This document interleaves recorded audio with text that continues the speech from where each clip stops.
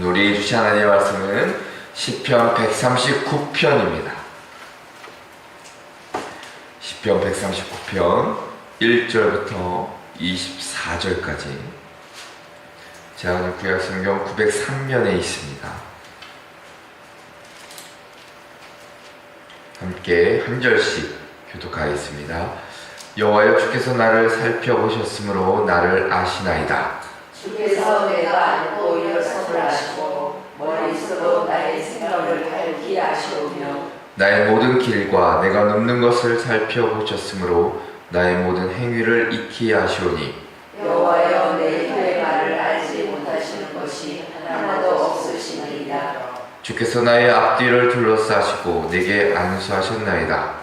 이 지식이 내게 너무 기이하니 높아서 내가 능히 미치지 못하나이다. 내가 주의 영을 떠나 어디로 가며 주의 앞에서 어디로 피하리이까? 내가 하늘에 올라갈지라도 거기 계시며 수월에 내 자리를 펼쳐라도 거기 계시니이다.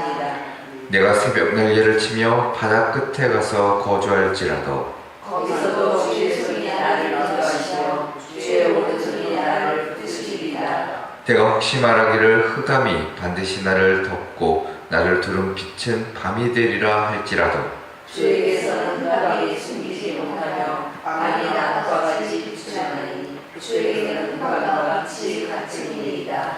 주께서 내 내장을 지으시며 나의 모태에서 나를 만드셨나이다. 내가 주께 감사하오는 나를 지으심이 심히 기묘하시라. 주께서 하시는 일이 기이함을 내 영혼이 잘 아나이다. 내가 은밀한 데서 지음을 받고 땅의 깊은 곳에서 기이하게 지음을 받은 때에 나의 형체가 주의 앞에 숨겨지지 못하였나이다.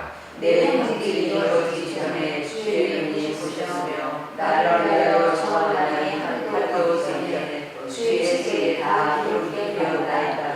하나님이여, 주의 생각이 내게 어찌 그리 보배로우신지요, 그 수가 어찌 그리 많은지요.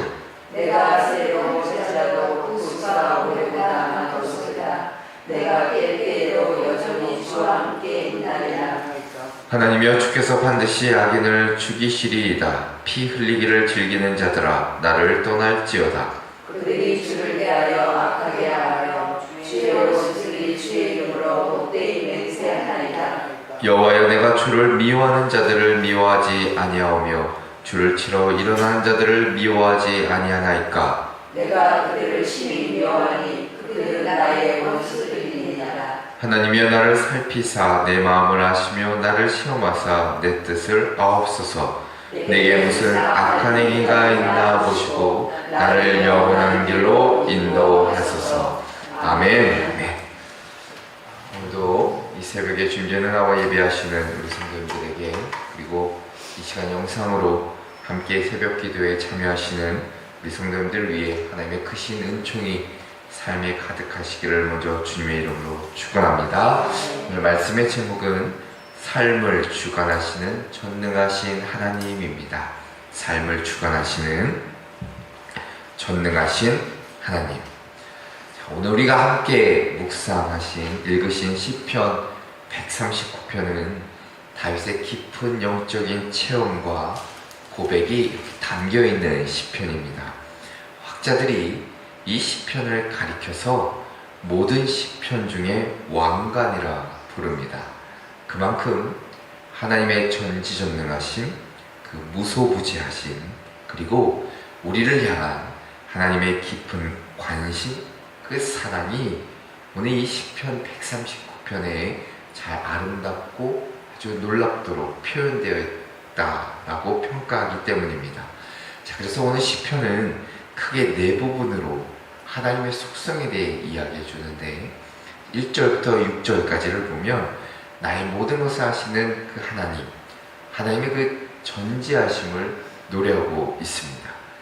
그리고 7절부터 12절까지는 어디에나 계시는 하나님에 대해 말씀해 줍니다. 그러니까 곧 무소부지하신 하나님을 찬양하는 내용이 담겨져 있고, 13절부터 18절까지는 나를 지으신 바로 그 창조주 하나님에 대해 말씀합니다. 곧 전능하신 그 하나님의 섭리를 찬양하는 말씀이 13절부터 18절까지 말씀이고, 마지막으로 19절부터 24절은 거룩하시고 공의로우신 그 하나님을 내가 늘 의탁하고 죄를 미워하고 자신을 살피시기를 간구하는 기도로 마무리가 됩니다. 자, 사람은 누구나 진짜 나를 알아주기를 바라고 또 진심을 이해받기를 원합니다. 그런데 이 세상에는 우리 자신을 완전히 이해하는 사람도 내 속을 전부 들여다볼 수 있는 사람도 없습니다. 친구도 그렇고 가족도 배우자도 나를 완벽히 이해할 수는 없습니다. 그래서 때로는 외로울 수밖에도 없고 때로는 억울할 수밖에도 없습니다. 그러나 오늘 시편 139편은 우리에게 참 놀라운 소식을 전해줍니다. 1절에 보면 다윗이 이렇게 고백합니다. 여호와여, 주께서 나를 살펴보셨으므로 나를 아시나이다 라고 이야기합니다. 하나님께서는 우리를 이렇게 멀리서 어렴풋이 바라보시는 분이 아니라 우리의 가장 깊은 내면까지도 감찰하시고 이해하시는 분이다. 우리의 생각과 말, 행동, 마음의 동기까지도 다 아시는 전지하신 하나님께서 동시에 그 모든 것들을 해결하실 수 있는 전능하신 하나님이라는 것이 얼마나 우리에게 놀랍고 위로가 되는 일인지 우린 다시 한번 깨닫게 됩니다. 자, 부모라도 사랑하는 자녀의 마음을 다 알지 못합니다. 그리고 고통을 대신 겪어줄 수 없습니다. 하지만 하나님은 우리의 작은 몸짓, 한숨 하나에도 주목하시고 우리의 사정을 다 아시고 그것을 해결해 주실 수 있는 능력의 주님이심을 아시기만 하는 분이 아니라 고치시고 일으켜 주시는 분임을 우리는 꼭 믿어야 합니다. 그래서 우리가 어떤 상황 가운데 있든 삶을 주관하신 그 하나님을 신뢰할 때 우리 삶의 두려움은 사라질 것이고 더 나아가서 믿음 안에서 평안과 담대함이 회복되는 줄로 믿습니다. 그래서 오늘 삶을 주관하시는 그 하나님을 기억할 때에 우리에게 주신 은혜가 뭘까? 우리에게 깨닫게 하신 은혜가 무엇인지를 함께 살펴보고 기도의 제목을 얻고자 합니다. 그 첫째로는 나를 향한 하나님의 계획하심이 있습니다. 나를 향한 하나님의 계획하심이 있습니다. 자, 삶의 의미와 목적을 알고 살아간다는 것은 대단히 중요합니다. 왜 내가 이 땅에 존재하는지, 무엇을 위해 살아야 하는지, 이런 질문들은 이렇게 어린 청년들, 단지 어린이들만 가지고 있는 질문이 아니죠. 인생의 어느 시점을 살아가는 누구에게나 중요한 질문입니다. 자, 성경은 이 질문에 명확히 답해 줍니다. 하나님께서 우리를 지으셨고 우리를 향한 삶의 선한 계획을 가지고 계신다는 겁니다. 오늘 1절의 말씀을 다시 보면 여호와여, 주께서 나를 살펴보셨으면 나를 아시나이다. 살펴보셨다. 단순히 관찰하다 라는 의미가 아니라 아주 깊이 파고들어 탐색했다. 이 말은 마치 광부가 땅을 파내어 이렇게 보석을 찾듯이 하나님께서 우리의 내면 깊은 곳까지 속속들이 아신다라는 고백입니다. 하나님은 단지 우리의 외적인 면, 어떤 드러난 행동만 아시는 것이 아닙니다. 2절 말씀을 보면 우리가 앉고 일어섬을 아시고 멀리서 나의 생각을 밝히 아신다. 우리의 행동뿐만이 아니라 생각의 동기까지도 하나님께서 우리의 삶 전체를 알고 계신다는 의미입니다. 자, 그러니 어제와 오늘, 나아가 미래까지도 하나님 앞에 우리는 감추어질 수가 없습니다. 자, 그런데 많은 사람들은 나의 내면의 진실, 내 감추고 싶은 것 들키지 않기 위해 끊임없이 가면을 쓰며 살아갑니다. 하지만 하나님 앞에서는 그 어떤 것도 통하지 않죠. 동시에 이것은 우리가 두려움이 아닌 위로가 됩니다. 왜냐하면 우리를 가장 잘 아시는 분이 바로 우리를 가장 사랑하시는 분이기 때문이죠. 그래서 13절의 말씀에 이렇게 기록하는 겁니다. 주께서 내 내장을 지으시며 나의 모태에서 나를 만드셨나이다. 지으셨다. 창조의 의미를 넘어 내가 너를 소유하고 있다. 내가 너를 갖고 있다는 뜻이 담겨져 있습니다. 하나님은 나를 임의로 만드신 것이 아니라 목적과 의도를 가지고 계획하신 것 가운데 나를 지으셨다라는 의미가 담겨져 있지요. 이와 같은 진리는 예레미야 1장 5절에 더욱 분명하게 기록되어 있습니다.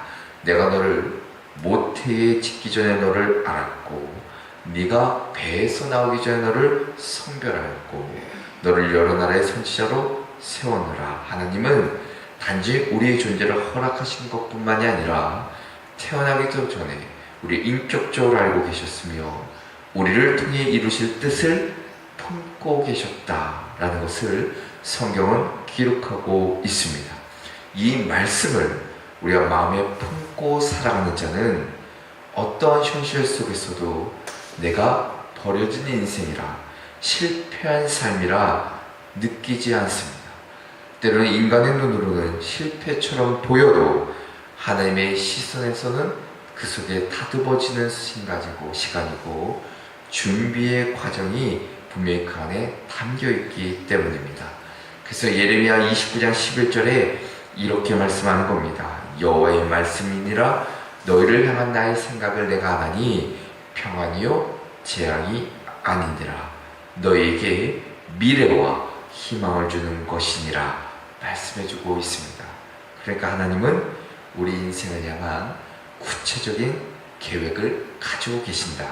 그 계획은 우리의 상처나 실패, 고난마저도 엮어내셔서 결국에는 우리 삶의 미래와 소망으로 이어지게 하신다라고 말씀해주고 있습니다.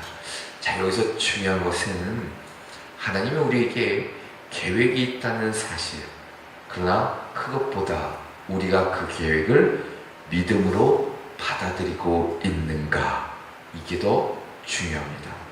믿음이 없이는 하나님의 손길을, 그 계획하심을 이해할 수도 없고 해석할 수도 없습니다.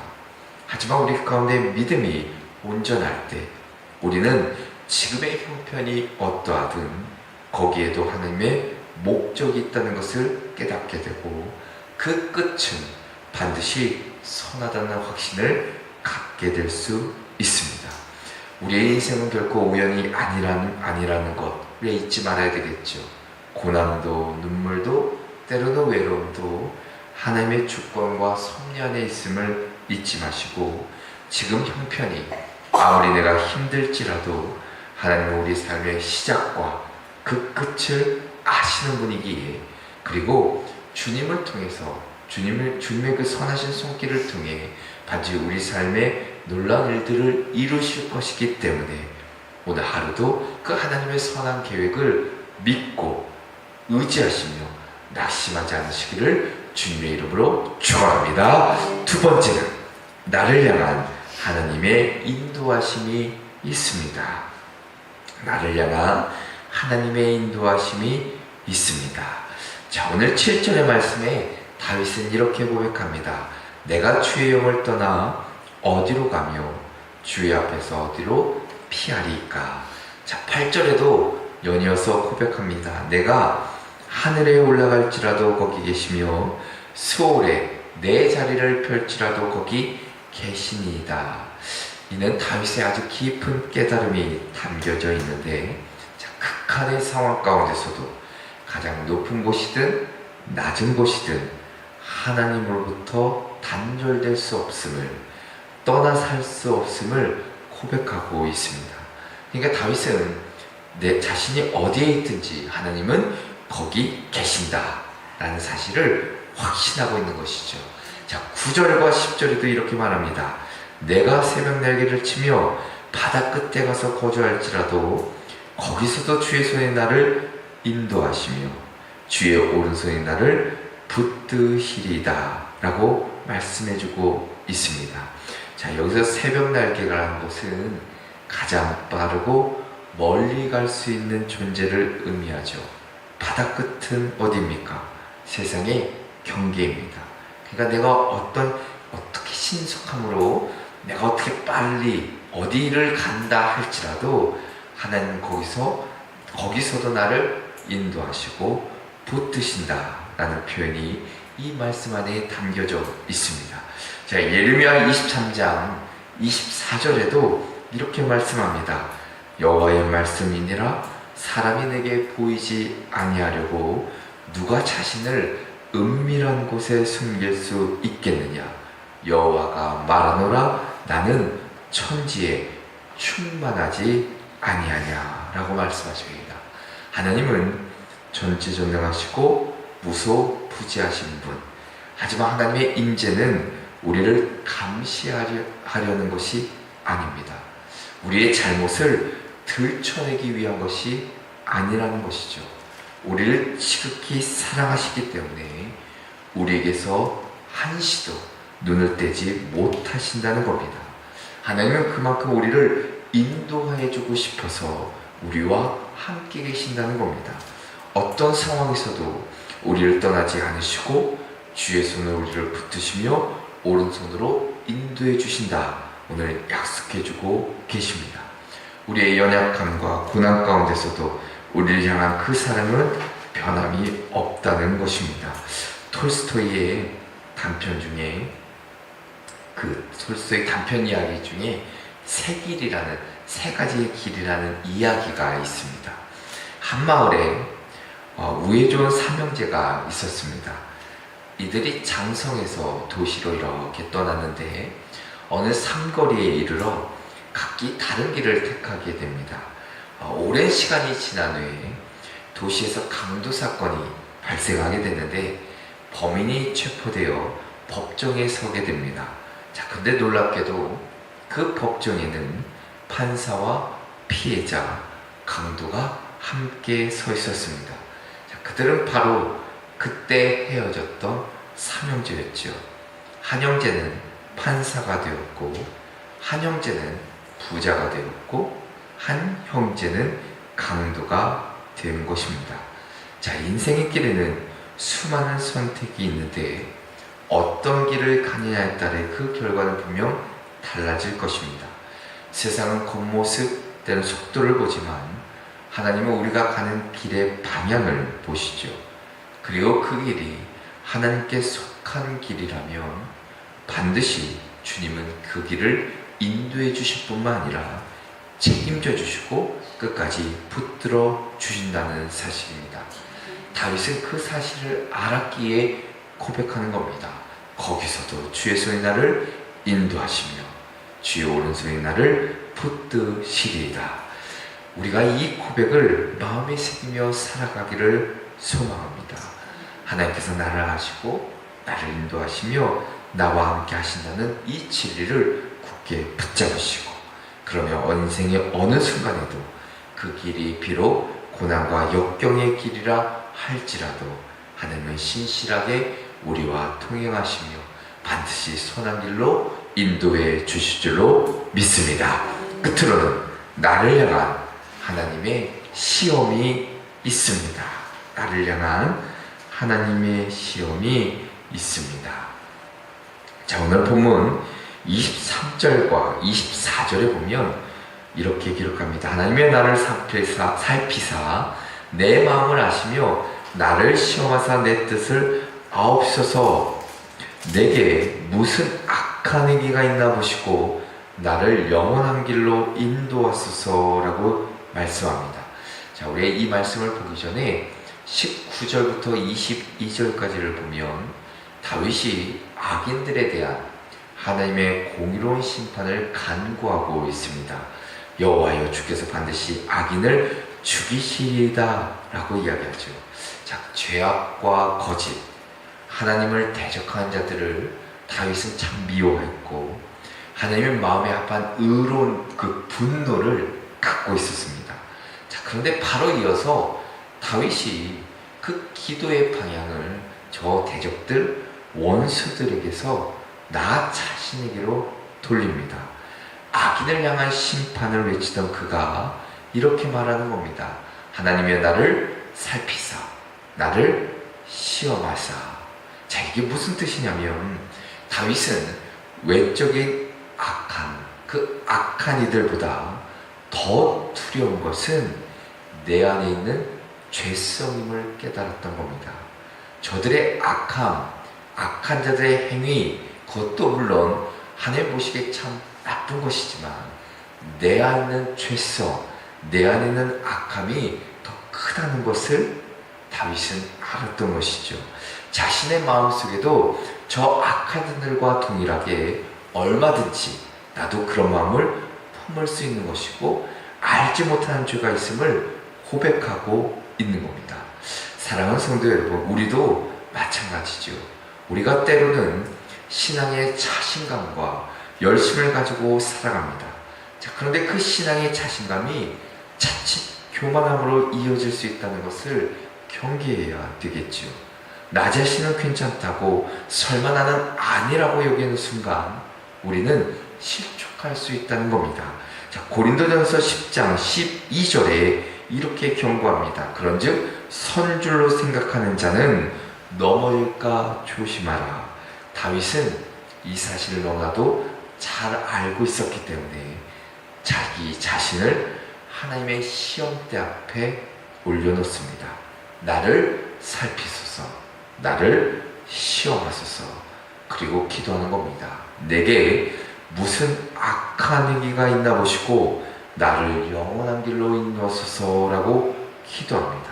자, 영원한 길이라는 것은 단지 오래 사는 거 이거 아닙니다. 단지 형통한 길이 아니에요. 하나님이 기뻐하시는 길, 곧 생명의 길, 구원의 길을 의미합니다. 하나님은 우리를 때로는 시험하심으로 그 길로 이끄신다는 겁니다.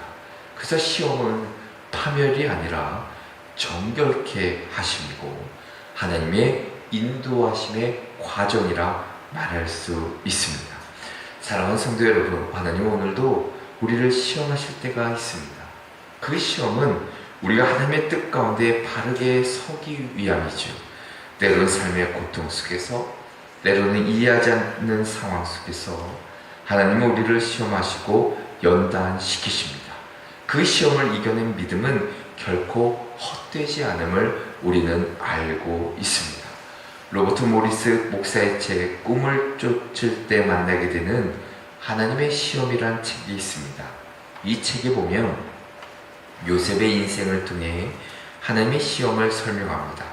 요셉은 17세의 나이에 하나님의 꿈을 받았지만 그 꿈은 하루아침에 이루어진 것이 아니었다. 13년에 걸쳐 10가지의 시험, 거절, 유혹, 감옥, 잊혀짐, 그런 괴롭힘을 다 통과해서 하나님이 쓰시는 사람으로 빚어졌던 것이다. 이 책에 기록합니다. 하나님은 지금도 우리를 빚고 계신다는 겁니다. 그래서 시험은 실패가 아니라 준비라는 것이고 버려야 할 것을 버리게 하시고 채워야 할 것을 채우게 하시는 그 과정이라는 것이죠. 그러므로 우리가 낙심할 필요도 없습니다.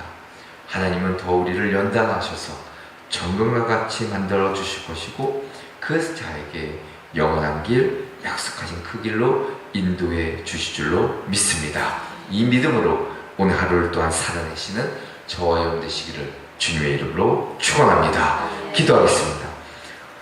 거룩하시고 정결하신 하나님 아버지, 오늘도 살아계신 말씀으로 우리를 깨우시고 주님의 그 뜻 안에 우리 자신을 겸손히 돌아보게 하시니 감사를 드립니다. 우리를 지으셨고 우리를 아시며 우리를 함께 하신다는 놀라운 그 말씀 다시 한번 마음에 새기게 하여 주시고 내가 어디에 있든지 그 주님의 손이 나를 인도하시며 주의 오른손이 나를 붙드심을 믿고 나아가는 저희들 되게 하여 주시옵소서. 어떤 시험 가운데서도 주님을 바라보게 하시고 믿음으로 이기게 하시며 주의 뜻을 이루는 복된 사람으로 인도하여 주시옵소서.